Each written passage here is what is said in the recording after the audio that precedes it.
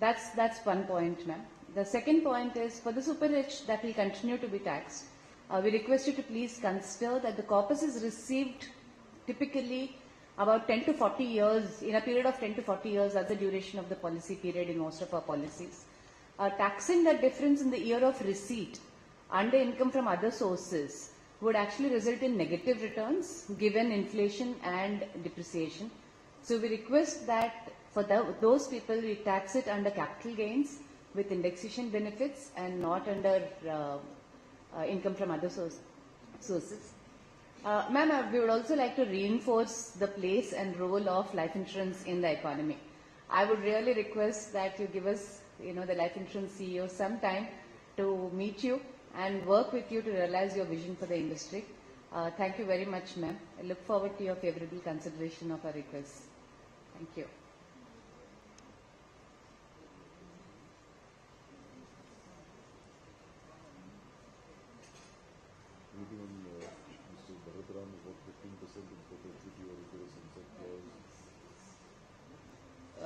I can see where you're coming from, but after all, every decision of a government starts somewhere.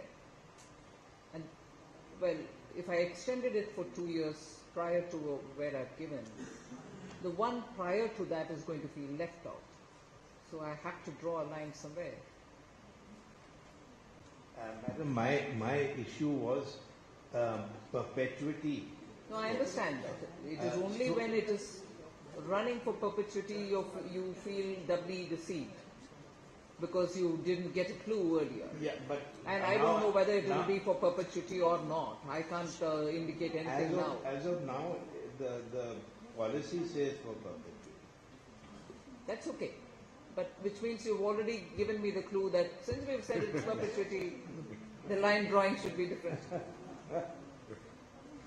Okay. Janajay Sinha, Nadir Godrej and Neil Raheja.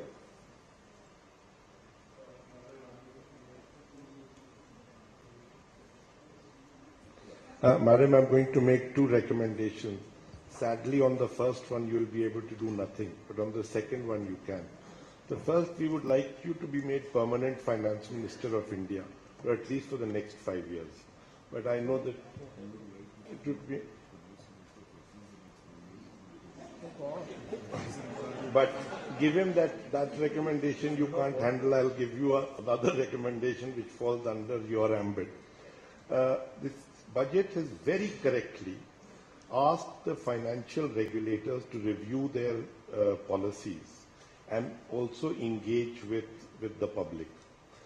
They should be given a timeline on which they are going to do this, because the RBI, at least on financial regulation, has a timeless kind of a concept. So they need to be able to tell us how many regulations they will be reviewing and which ones they are reviewing at a moment of time, so that we can engage with them.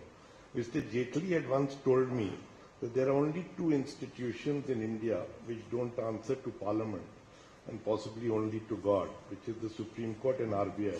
And then he added to me that on RBI he is not too sure.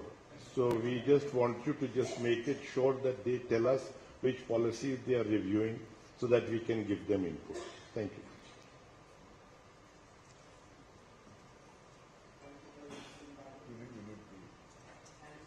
No, you need to press.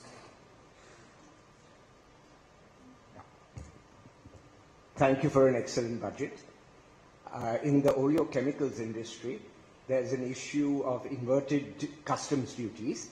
And in the budget, there was a special provision made reducing the duty on crude glycerine from 7.5% to 2.5%, but only if it's used for the manufacture of epichlorohydrin. We would appreciate it if it was also, this lower duty was also extended if crude glycerine was used to manufacture refined glycerine. This will help India to be Atmanirbhar in refined glycerine. And we also block the various steps taken to enhance credit delivery and efficiency to the MSMEs in India.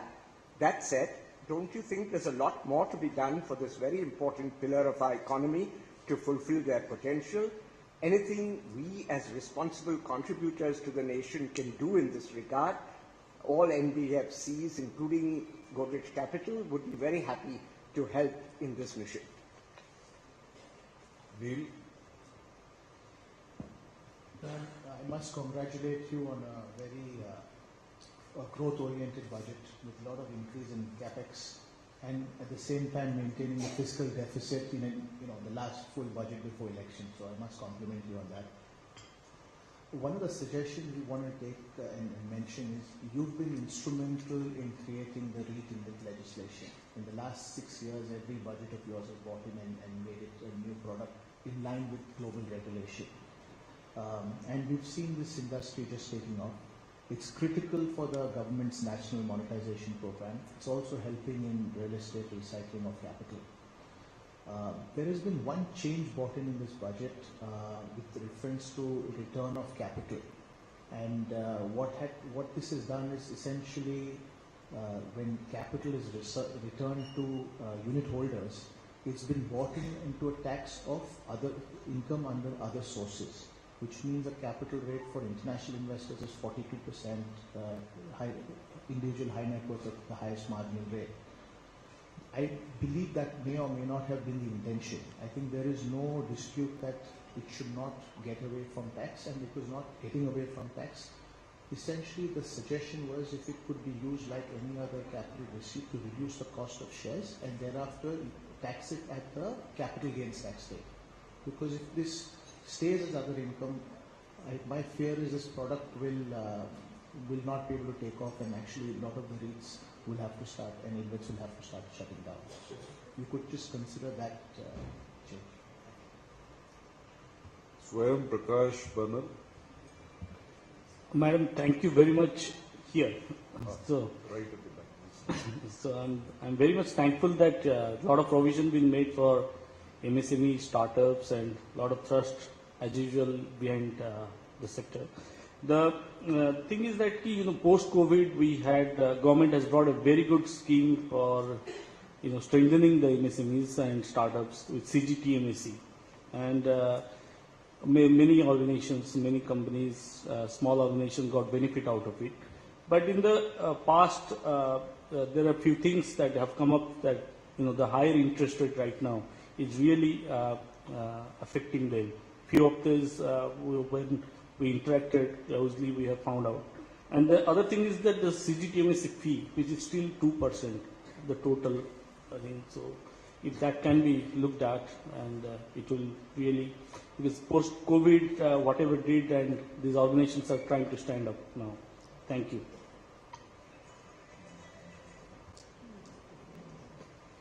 Sachit Jain, and after that Ashok Sehgal and Sunil. Ma'am, my own congratulations also in addition for a wonderful budget. One issue, ma'am, textile industry is a huge job creator, and with China +1 policy moving across the world, massive job creation can happen in India, ma'am.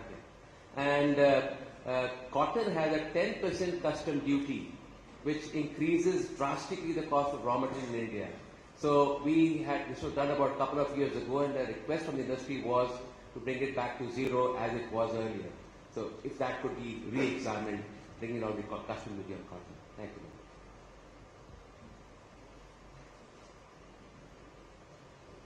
you. Ashok Sehgal. Good afternoon, Madam. Thank you very much for all the consideration you have shown for MSMEs in this budget as you have in the last two budgets. There's one specific point I want to raise, and I think you'll be happy it's a question rather than a suggestion, that in this budget you have made a provision that if MSMEs were affected by the COVID and their bid bonds or the performance bonds were forfeited, 95% of that would be returned.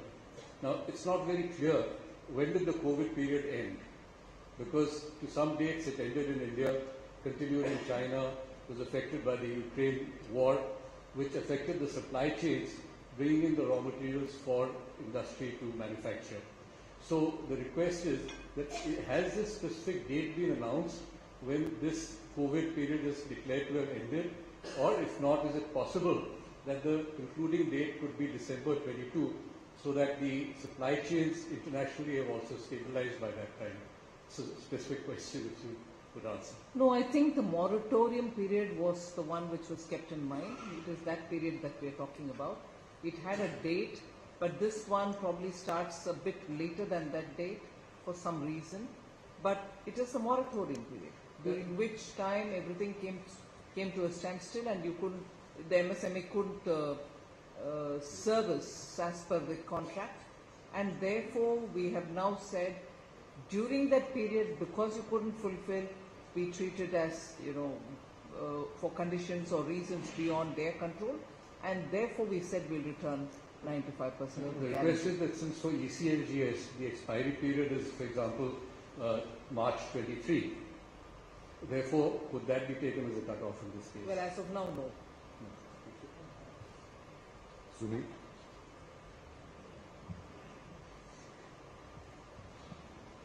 It's on. Yeah.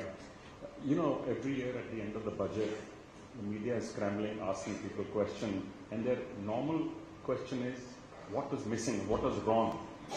So it was actually hard this time to find what was wrong. So, big thank you. But did they also come this time? To say a great job? No. Did they come this time around as well, asking the same question? Yes, they did. They did? They did. Oh. So you know how the media operates. Yeah. So it was interesting. It was hard to actually find things to say because it was such a diverse set of issues that got covered in a speech shorter than you normally give, by the way. The shortest, probably. It was the shortest. Exactly. Yes. And two questions and a suggestion. One is the big increase seems to come, the capital formation seems to come from two things only, the green bonds and the loans to states. Is that because you think there's a lack of ability to absorb or implement projects by the line ministries, that this allocation is mostly here? And no, also, are you suggesting that the increase in the allocation is essentially because of these two? The green large bonds portion of it is in these two. And also, if you look at last year, the three areas which missed the target for spend was home building, road building, I'm trying to remember, there was a third one. Three of them actually missed the target to spend. But the target overall, that which we had to achieve, we are close to achieving it. Very close to achieving it. So the indication is, we have actually given a number and kept very close to it in terms of achieving it. Well, as regards the 1 lakh which was announced last year for the states, you are aware we gave something like 80% of it without conditions attached. Yes. And the rest 20 went with conditions. The 80 didn't have a problem, although of course I'm yet to get the final figures.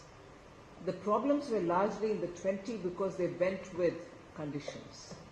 And many of the states were yet not in a position ready to take those conditions on board. And this year, even for a minute, if I want to go by your inference as to this is why probably it's gone up, it wouldn't add up then. The total amount that we have put forward is much bigger than what you have these two adding up to. So it's a bigger increase. Right. Yes, we'll have to push on some other grounds, such as the states and reforms parallelly. Which is a wonderful thing. You incentivize them for good behavior. I think that's the right thing to do. So just one offer, the program that you announced, one product, one district, wonderful program. I think I mentioned last year as well. CI had worked on this since the last 20 years. More than happy to get engaged, involved, if you would like CI to be involved in the implementation part of this. It's a lot to do with details on the ground and how it works. There are countries like Thailand and Japan have done it quite successfully. In fact, the term was actually picked from their OTOP and OWOP, which they use. And the suggestion is, would you consider, or do you think it's possible to create what was done for GST implementation, a body including the states and the center for some of the big implementations, the reform, land, education, labor, power reforms. These are all areas which still need some work to be done, and the center can only do so much because of our regulation. Would you consider something, or is it even a possibility to look at a body which works together between the states and the center? Yes, of course, why not? Because ultimately the objective is that we achieve that milestone, because the rate at which we need to grow, we may not be able to reach that rate unless many of these things in the ground also simultaneously kick in. And any lethargy anywhere or any want of support anywhere is just going to hit at the larger goal as well. So yes, why not? You're welcome to give me ideas, and we can also see how the various departments or the states can also, work together and speed up on those things, because those are areas in which hand-holding has not reached the last person, the producer or the service provider. So it is necessary we reach out faster.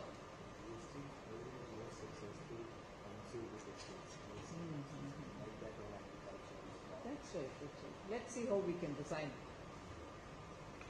Okay, Salil Singhal, Vipin Sondhi, Ajit Gulabchand and Vinayak Chatterjee.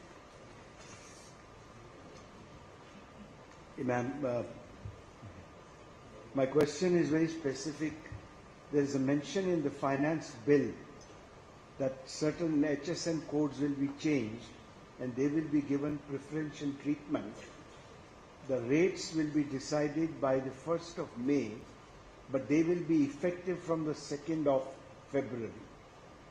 And the same code number, the same products, and particularly I refer to the agrochemical industry, they already figure in HSN 38, where the duty indication is at 10%, but in this finance bill, there is an indication of 7.5%, with what will be the preferential rate is left blank. We are trying to understand exactly what is this idea of some announcement on the 1st of May to be applicable effective 2nd of Feb.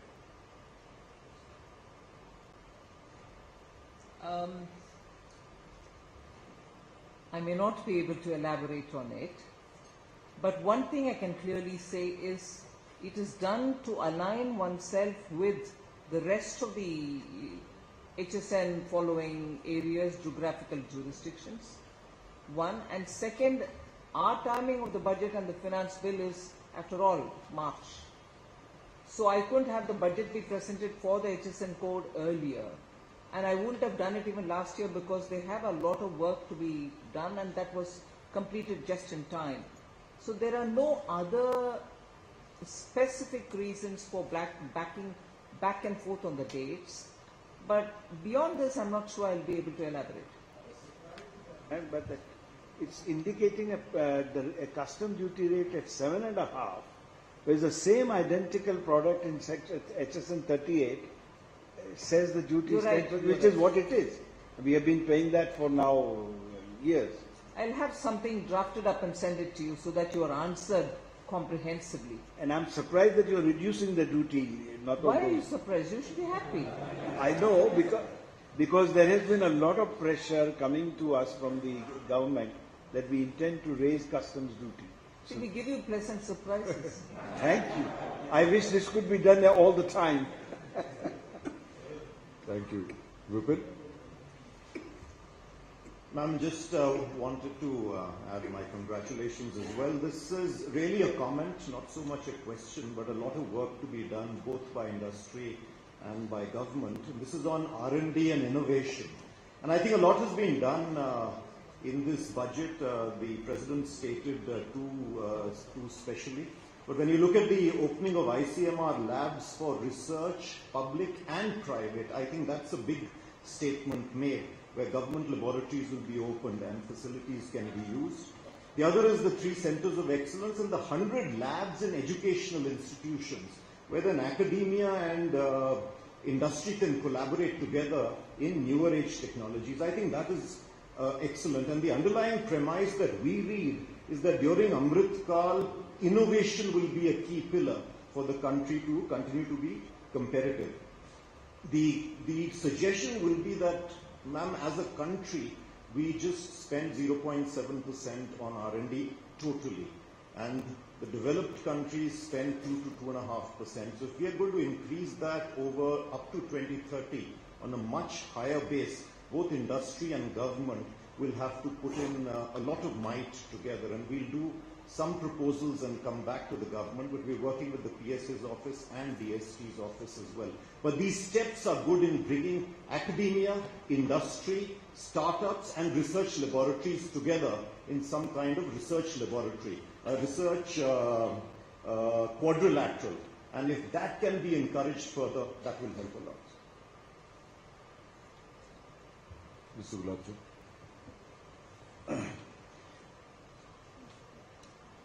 You have introduced a TDS on interest of debentures. The debentures which are publicly listed are listed because, most substantially because of banks. And the payment of the interest happens at the termination of that period of the debenture. But now introduced TDS would mean that the borrower has to pay a TDS every year on this, and therefore puts in a huge cash flow burden on the borrower. Second is that the bank may sell that debenture, so there will be a mismatch between who got the TDS and who will get the setup. This was done in the past, but it was rolled back because of this very reason. We'd like you to consider rolling this back. It is a second is a more general one, very important. As our economy grows, as the complexity of it grows, so have the regulations and regulators, several regulators. With so many regulations coming in regularly, because that's what the regulator does, we are making the working business a bit complex. It might come in the way of ease of doing business when they become complex. So maybe you would think about it that if there is one regulation created by any regulator, he must give up at least 2. So he has. This has worked well in America. They finally went to 8 for one new regulation. But we need not go that far. But the fact is, some kind of a check on the regulation that he looks at himself and says, is this too much? No, I quite agree with that. But I don't know whether I can bargain for the ratio. We'll see what we can do about it. Government can easily begin in a small way and then it becomes... I quite agree. Vinay. Good evening, ma'am.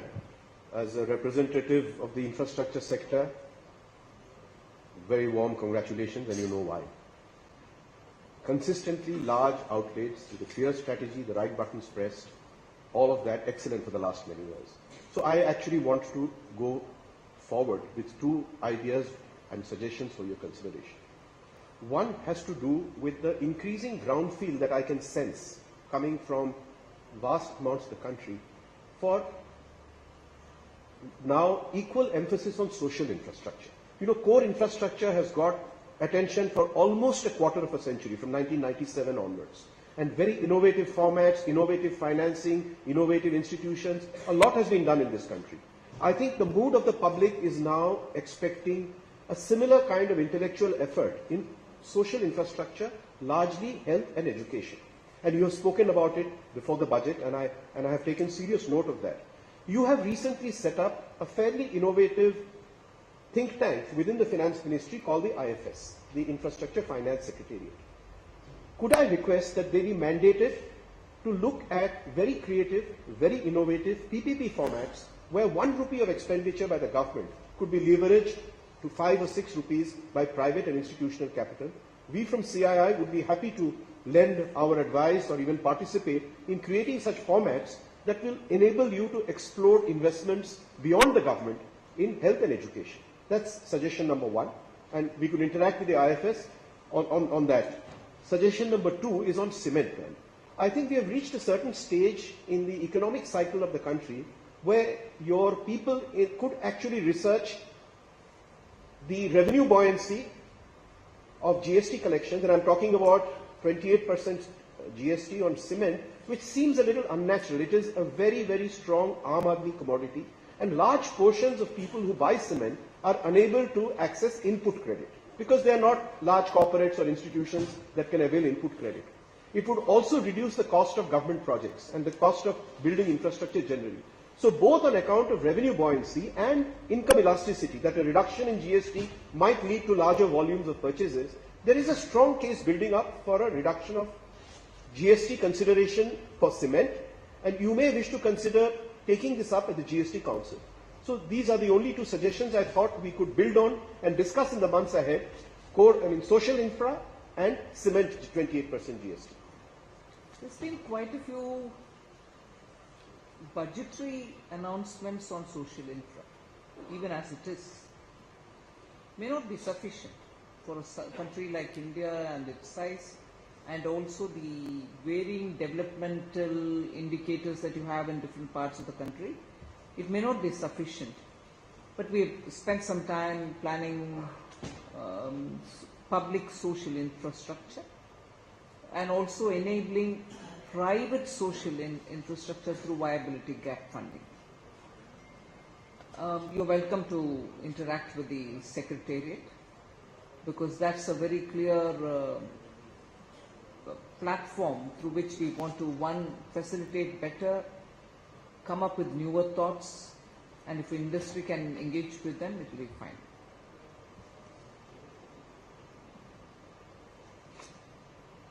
On the GST, the end user, in non-bulk cases, you're talking about individuals.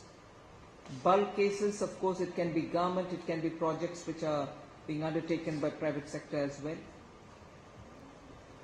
I see your point. Let's say I'll have the fitment committee look into it and then, if necessary, take it to the council. Thank you. I'm meeting the IFS tomorrow, ma'am, just for information. Vishesh Chandiok, then Kamal Bali, Deepak Shetty, and then Madhav Singhania. Thank you. Ma'am, I must compliment you on the bold and innovative thinking in the budget, to recognize things like, and I've said this publicly, the loss of learning that happened during the pandemic at the lowest level within the country, and to use digital to fix it. Things like recognizing the bail money that is not available to poor prisoners and providing that. I think that's very bold and innovative thinking, and I must compliment you on that specifically. In so many other areas, data, embassies, etc. I think, two suggestions from me. One on this capital gains tax rollover limit of 10 crores. On that specifically, I could understand that extending to all the other asset classes, but when somebody sells an ancestral property or a expensive piece of real estate and reinvests into real estate, if that could be relooked at. The second one was this clarification that input tax credit will not be available on your CSR funds. And again, it's clear that it's not furtherance of business. CSR is not furtherance of business, and that's the logic. But it will have an unintended consequence of reducing CSR budgets available, if it's within 2%, by that input tax credit amount. So those are the two specific suggestions. I can't get your second thing. How would it reduce the CSR fund? Because now it's within the, whatever the amount is that you're spending on CSR, you are not getting the credit anymore. I can send you a specific note on this. Please do, but this is the first time I'm hearing about it. I will send you a specific note on it. Kamal? Yeah, ma'am, as has been mentioned by all of the previous speakers, this was again a very superb budget in a series of great budgets, I must say. Congratulations to you on that. Ma'am, my point is relating to Income Tax Department on the MFN clause, which is the most favored clause, to avail benefit of lower rate of tax, especially when it comes to dividend and all. So Income Tax Department has not been granting that, even though the courts have upheld the lower rate. So it goes into litigation. MFN for whom? For dividend payment, overseas. Overseas, all right. Yeah. Most favored nation clause. Yeah. Yes. Yeah. So, ma'am, we request if, it's not a budget issue, but if Income Tax Department if we can have either a meeting. I need to know the reasons why they are denying it. Most often it's not. It's almost given by default. Yes, but it's never withheld unless there is a strategic consideration. I need to check this up. If you would give me the case in your mind, I'll have a look. I'll check the details and come back. Thank you. Deepak Shetty, GCB. Ma'am, I just wanted to first congratulate you again and wanted to mention that when one sits with the global peers around the world, particularly the focus on fiscal prudence really makes India stand out as an oasis, in spite of having navigated through the same challenges that all the major economy faces. So one really feels very proud. So once again, congratulations, ma'am, on that. The other part of the budget announcement is not only you have looked at the present, but you also looked at the future by the announcements on green hydrogen, something which will be very important. Madam, as a company, I want to mention to you that there are young engineers in India today who are working on path-breaking research on green hydrogen with our global peers, something which will be very important for the consumers in our country in the future. And one of the suggestions was maybe in the future some of these sunrise sectors, particularly from innovation point of view, should be supported with some benefits from the R&D investments that one makes, because this is not short term, this is something for the long term that we make. My second point, ma'am, is from the construction equipment industry that I represent. Today is the third largest in the world. The industry is also an embodiment of Atmanirbharta. We export proudly to 125 countries around the world from India. With the challenges that we have seen in the recent past, the supply chains, which were pretty much centered around the country in the north of us, now our peers around the world are looking at India as an option, as a solution for some of their challenges. And as an industry, we have made requests for extension of PLI benefits to the construction equipment sector also. And our request would be to kindly consider, not only it will benefit the industry, but also a large number of MSMEs will get an opportunity to export out of India. Thank you.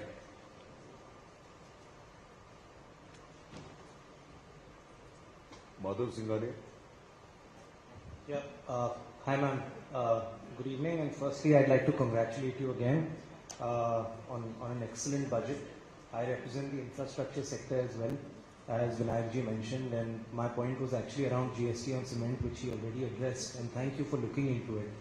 My second point, ma'am, is more of a suggestion. I'd like to firstly compliment you on the many steps that have been taken around the past many budgets on the ease of doing business and easing out the various regulations and the compliance burden on industry. One area which still remains pretty low on the ease of doing business charts is the implementation of contracts. And was just wondering, are there any thoughts as to how we can improve ourselves there? Because that would probably be the next step, even in terms of global investments and global contracts, to make things happen. Thank you. Well, I think some effort is going on from the Department of Industrial Policy, the DPIIT. There's also a lot of work to be done together with the state governments in this. The experience is that most often they are in principle in favor of it, but much work needs to be done. It's not yet at that stage where I can say, yes, it's moving fast or anything. But some effort is on. I'll convey your concern to DPIIT because I'm sure across the board many of us get affected by that. And it's a very valid point. I do agree.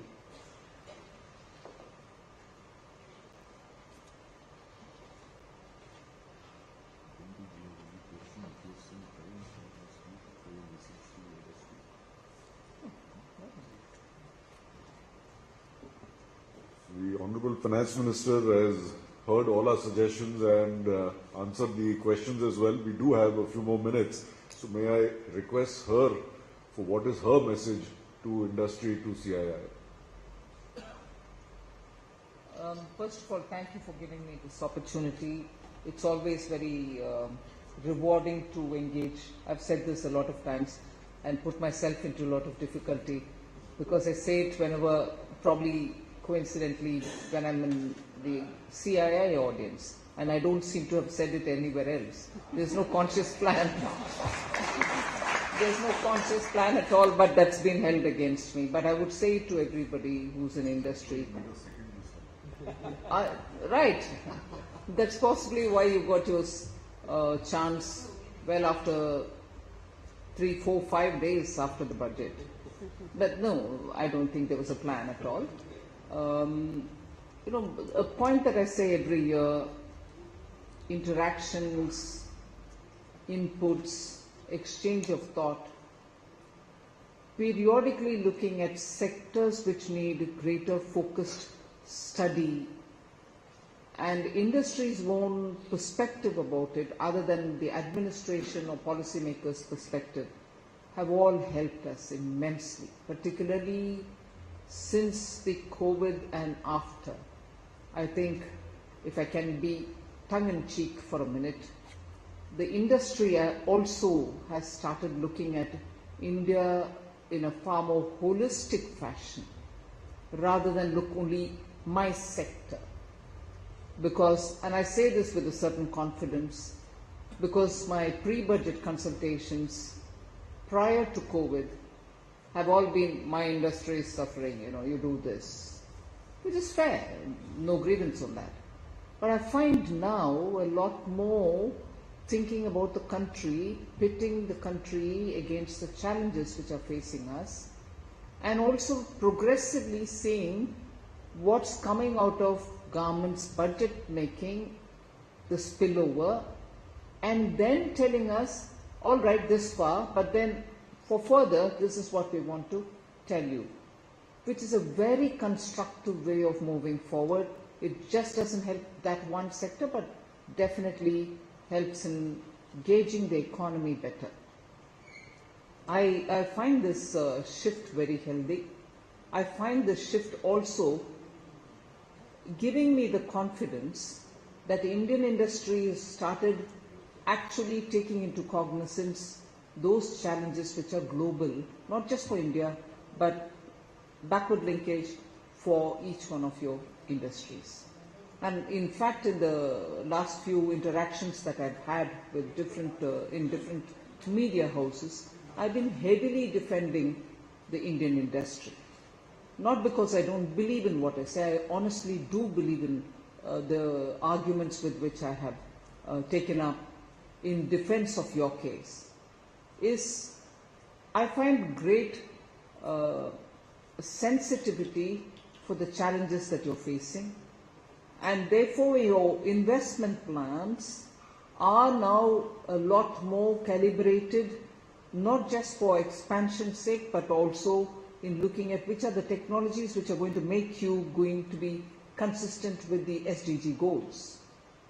And if you've got to be in alignment with SDG, which is going to be the first key point for export and import considerations, your expansion cannot any longer be just the monetary consideration or the demand consideration. It is going to be, yes, demand exists, but I can't go there because there is a green barrier. And if I have to cross that, it's not by any other, one other subsidy from the government, but your perspective on handling technology, infusing such technologies which are going to allow you to produce SDG compliant. So I've been, in fact, very much preaching that Indian industry is now going through this calibration, is really going through this churn, and therefore the decision that you're going to take is probably taking a bit more of time, but certainly going to take a bit more of money as well. And therefore, I think till now, if we thought that these are the reasons that in spite of your bringing down the corporate tax rate considerably down, if there is, as would be perceived, not that speed with which private sector coming in, that cannot hold good anymore.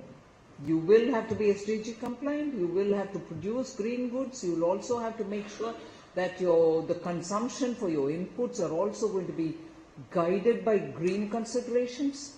Your transition for fuel from using fossil fuel to using green-based fuel, all this will have to happen all at a time, at this time. Not any one of them can be postponed for tomorrow or the day after. So with these kind of challenges, post-COVID, post-Ukraine, the challenges are not just for India in a broader sense. It's the challenge for you and for us, for all of us. And we really cannot allow to soak or marinate this challenge for too long. You have to get the product out. You have to come out of it to say, I have a kind of solution, maybe not near perfect, but I know I'm trying to get closer to the last mile of SDG. And my product will possibly not face any non-tariff barrier, which are all now coming up because India, for one or the other reason, in the first leg, funded its own green commitments. So which meant that India would invest in being a lot more renewable energy friendly. We'll produce our own renewable energy, technology for which we can obtain from somewhere, or we do it ourselves. And there are immense lot of progress even in hybrid, whether it is solar plus wind and so on. The policies have helped. But this is not going to be just one transition from fossil to, let's say, renewable, as much limited as it is in solar or in hybrid, wind. There are other things also which will keep coming towards this, getting greener and better, which is going to be cost involving, for which government can move an inch or more, but I think industry collectively will also have to work to see how best your sector is going to move forward.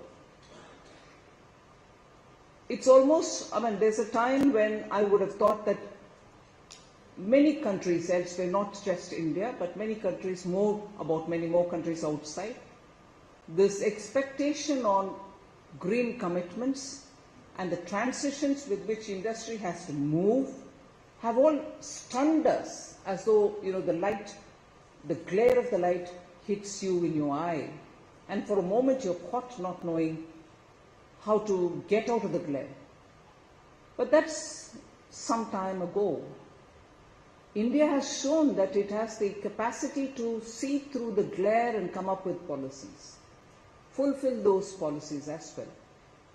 And now I would think those who are not in those sectors of renewable energy themselves, those who are not in the area of looking at transition for mobility's sake, will now have to see that you're still not being stunned. You have to move out of it. And in that, therefore, sectorally, not just on transition from fossil fuel to renewable for your input, for your consumption, that is one thing. But there are other things as well which are going to be necessary in defining your product as green, as sustainable. So for that, I think the industry will have to come up with ideas, talk with government, and see if there are areas in which not just policy, anything else which will have to be provided. Now it is not, as I say, gross, give money there. Money can be given, but the need of the hour is give money there. There is an idea waiting to bloom, and that idea is going to have an impact over several of us. The search for the idea should be from you. The suggestion that that idea is a workable and scalable idea is got to come from you. So I would think that industry today and interaction with government will have to be futuristic. Enough of us talking about, there's a problem here, solve it. Yes, we'll do that as well. I'm not running away from it. And those are now becoming marginal, incremental. But what is that big thing which should happen? That big thing is identifying that technology and also identifying the way in which you're going to be able to, for collective purpose, fund it. and also making sure that as much as possible that technology is born and cultivated in India. Most technologies bought are now becoming, one, obsolete. We seem to have local better solutions, but you're not able to remove that baggage from you because you've taken it on some terms and that itself is bogging you down. So I would think that is one of the major things on which I would want engagement with industry in a lot more different plane. Lift it up. We know your run of the day problems, but we should go up to something else. That's one. And second, for the new sunrise sectors, PLI can be a good incentive. But I also think beyond PLI, is there anything that you think is that one little catalyst which can give you that leapfrogging effect? What is that? Because when even today some of you all have mentioned about good out-of-the-box schemes which came in, but when you from government side try to bring in some kind of a regulation or try to tax it, it loses that charm.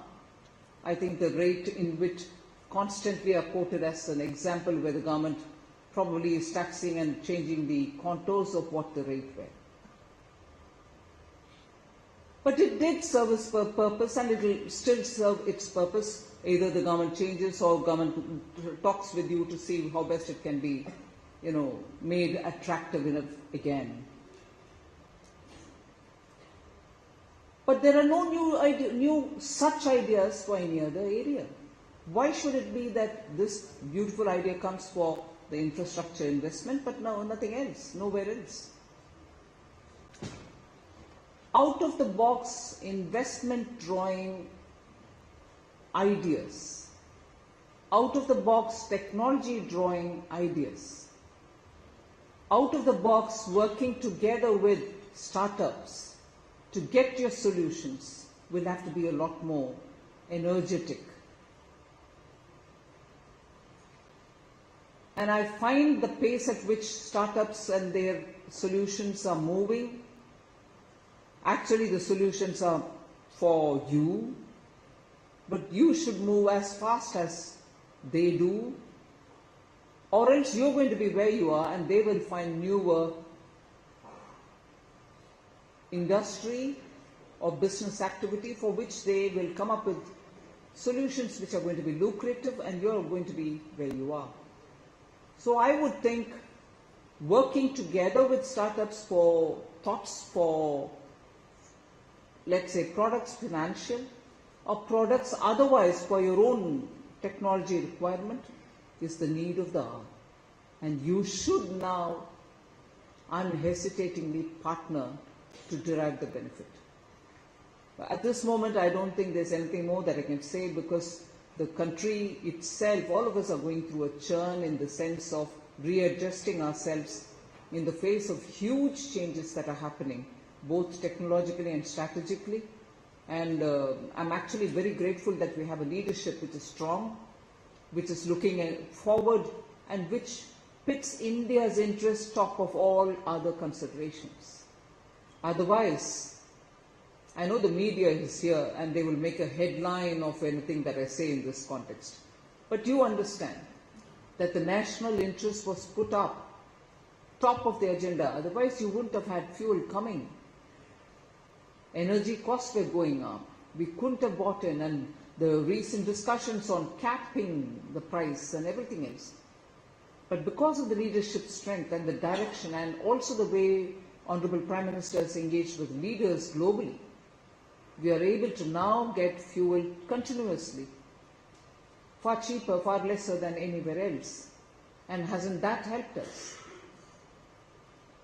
And similarly, on many other, getting, fertilizers, making sure that our exports go without any disruptions, globally being able to take a call, take a position, stand by it, all in the interest of our country.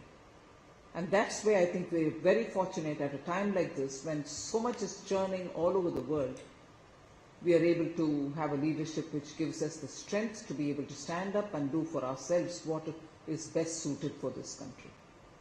So in that, your role is no less. For all the engagement that you have with different country partners that you have, whether it's the USIBC or USIS PF, or whether it is with UK, whether it is with Japan, Korea, or any other country, business partnerships have actually given greater traction for government policies in the formulation and also in the execution. I would want you to keep in touch with your counterparts, global counterparts, feel the pulse of what's happening, and give us the feedback so that all of us can work together for this critical period in which we are all together in it. Thank you very much.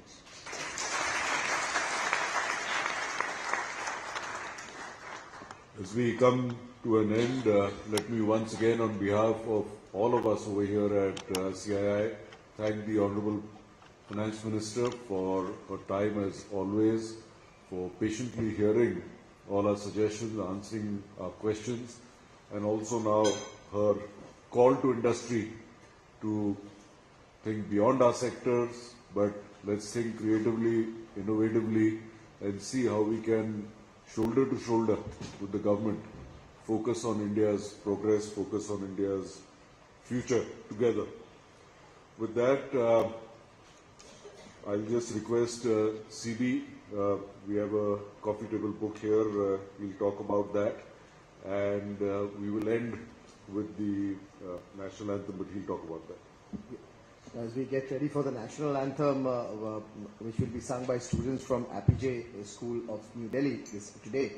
Ma'am, you have talked about green, you have talked about sustainability in a very, very forceful manner in the budget and also today. Ma'am, from the industry, from CII, we had formed an Indian Green Business Council, an IGBC, and we are very happy that we have been able to work very closely with our government. And ma'am, this building that we created in Hyderabad today is a net zero building. We are supplying back to the grid, ma'am. And we have a coffee table book, and we are extremely honored that our Honorable Prime Minister gave the foreword in this document. And we captured some of the important buildings in India, which has actually really become green, net zero buildings in India, which covers buildings like the Kedarnath development, our SBI headquarters, several metro stations. And this coffee table book we request our President to present to you. And ma'am, India is crossing today 10 billion square feet of green certified area. Perhaps it's still the second, but we are all sure that we will be number one in the days to come with your blessings. So we request our President to hand it over to you.